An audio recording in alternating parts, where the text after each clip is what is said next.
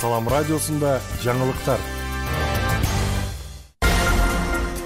Саламатсыз бардактуу угарман жана YouTube каналыбыздын көрүүчүсү. Эфирде жаңылыктар түрмөгү, аны менен мен Нурпейла Шур кызы тааныштырам.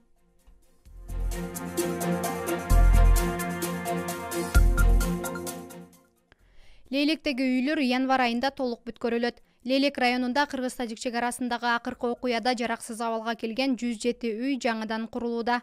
Үйлөр январь айында толук бүткөрүлүп, февраль айында пайдаланууга берилүүсү күтүлүүдө. Бул тууралуу бүгүн Салам медиага Лейлек районунун акими Алмаз Рахманкулов билдирди. Рахманкуловдун айтымында учурда 70% үйлөрдүн монолиттери коюлуп бүттү. Учурда чатырын жабуу жана ички жумуштары кызуу жүрүүдө. Үйлөрдү Аманат строй жана Бот строй курулуш компаниялары курууда.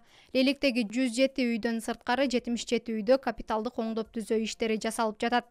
Белгилей кетсек, мындан 2 күн мурун президенттин маалымат кызматынын жетекчиси Дайырбек Орунбеков социалдык баракчасына Баткенде жалпы 30дан ашуун үй бүткөнүн жазды. Тагыраагы ал Баткенде дагы 11 жаңы үй бүттү. Жалпы 30дан ашык турак жай колдонууга берилди. Үй ээлерине мамлекет тарабынан 100 000 сом акчалай түрүндөгү жаңы жылдык белек тапшырылды деп билдирген.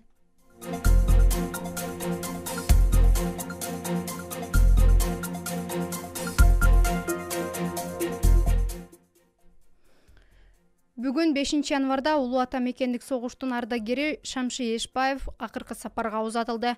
Ардагер кечээ 4 январда 100 жашында көз жумду. Шамши Эшбаев 1923 жылдын 1 январында Кадамжай районунун Орозбеков айылында туулган. Кадамжай районунун ардактуу аттуулу Шамши Эшбаев 1941 жылы аскерге чакырылып, 1942 жылы Воронеж шаарында согуш майданына кирип, Украинанын борбору Киевти, Белоруссиянын борбору Минскиди, Румыниянын борбору Бухарестти, Венгриянын борбору Будапешти, Венаны, Праганы душмандардан бошотууга катышкан.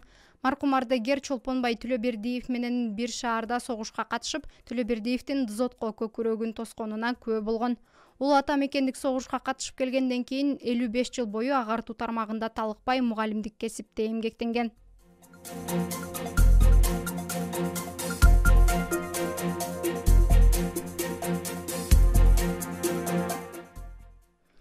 Төрткүл айыл өкмөтүндө жарыктандыруу иштери жүрүүдө.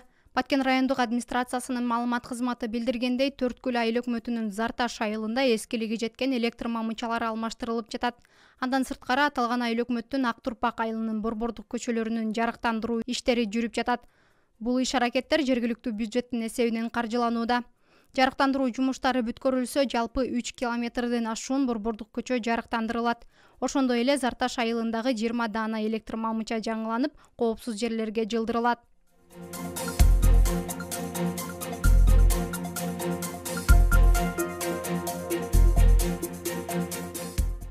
Кадамжайда Кожо Кайыр каналынын капиталдык оңдоо иштери жүрүп жатат. Аталган канал 383 кубка ыңгайлаштырылууда.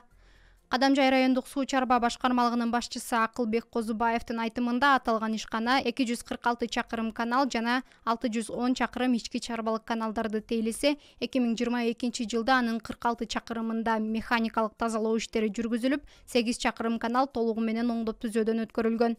Ошондой эле 3 суу алуучу түйүндөрү да оңдолгон.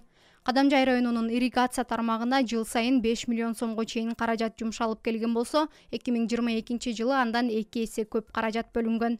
Кадамжайда жалпысынан 20 000 гектарга жакын сугат жер бар.